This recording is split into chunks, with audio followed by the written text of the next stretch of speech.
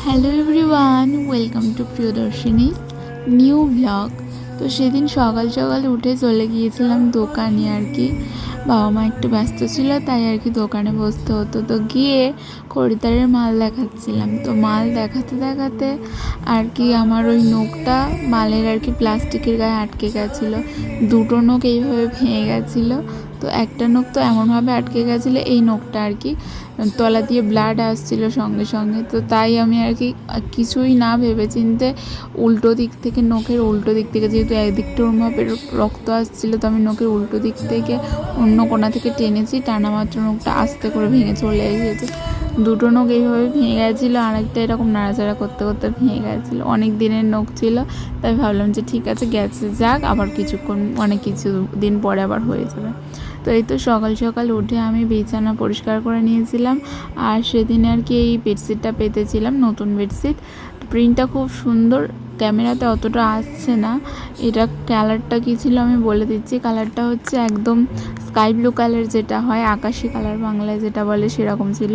তো এই দেখো নখটা দেখাচ্ছিলাম তোমাদেরকে, আর এই কোণা দিয়েই আর কি রক্ত আসছিল, সেটাই দেখাচ্ছিলাম আমি। তারপর নীল কাটার দিয়ে এসে উপরে কেটে পরিষ্কার করে নিয়েছি। তো যাই হোক, এবার যাবো আর কি স্নানে। তো এই তো আমার স্নান হয়ে গেছে। স্নান করে আর কি বেরিয়ে পড়েছিলাম, কিন্তু আমি ফেস ওয়াশটা ইউজ করিনি, কেন কি কাজ ছিল, তাই আমি আর কি বেরিয়ে ফেস ওয়াশটা ইউজ করে নিলাম। তো এইটা আমার ডক্টর সাজেস্টেড ফেস ওয়াশ। প্রচণ্ড স্কিন প্রবলেম হচ্ছিলো, তাই এটাও সানস্ক্রিন আমার ডক্টর সাজেস্ট করা।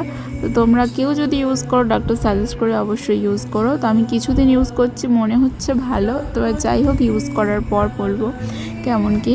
তো যাই হোক, তারপরে ওই যে কাজ ছিল বললাম, যার কারণে ফেস ওয়াশ ইউজ করে নিয়ে অনেকগুলো জামা কাপড় কেচেছিলাম, সেইগুলোই আর কি মেলে দেবো বলে বার করেছিলাম।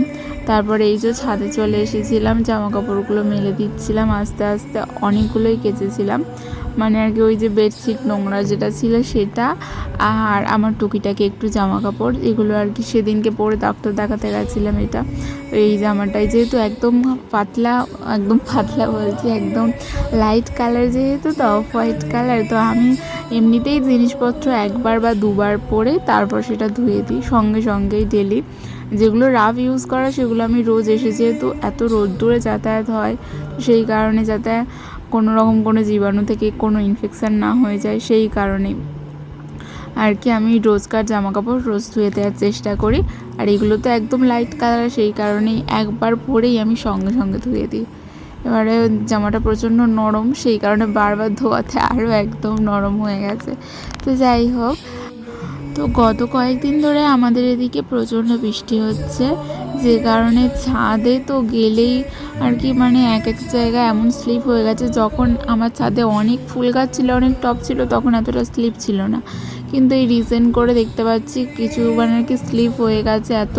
তো সেই কারণে আর কি আমার একটু প্রবলেমই হচ্ছিল। আর সকালে একটু রোদ্দুর করে ওঠে আবার আবার যেরকম যে সেই একটু রোদ উঠে এত পরিমাণ বৃষ্টি হয়। তো তোমাদের কার কার ওখানে কেমন কি বৃষ্টি হয়েছে অবশ্যই আমাকে কমেন্ট করে জানিও। আর বৃষ্টি যে মোটামুটি হয়েছে বলবো না, খুব ভারী পরিমাণের বৃষ্টি হয়েছে। আমার টবেতে জল জমে গেছে, মানে বৃষ্টি বেশি হয়েছে, আমি তখনই নোটিস করি, মানে আর কি বুঝতে পারি। এমনি বৃষ্টি বেশি হয় কি কম হয় আমি বুঝতে পারি না। আমি বুঝতে পারি তখন যখন আমার ফুল গাছের টবে জল জমে যায় তখন। কেন কি অল্প পরিমাণ জল পড়লে সেগুলো আর কি শুষে নেয়, কিন্তু বেশি পরিমাণ জল যখন পড়ে তখনই আর কি সেটা শুষে নেয় না, তখন আর কি জমে যায়।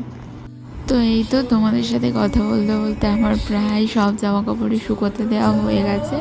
এই জামাটাই লাস্ট, এটা শুকাতে দিয়ে তারপর আর কি বালতি থেকে জলটা ফেলে দিয়ে বালতিটাও একটু আর কি উপর করে দেবো যাতে জলটা ঝরে যায়। তো এই যে সব জামা কাপড় শুকাতে দেওয়া হয়ে গেল।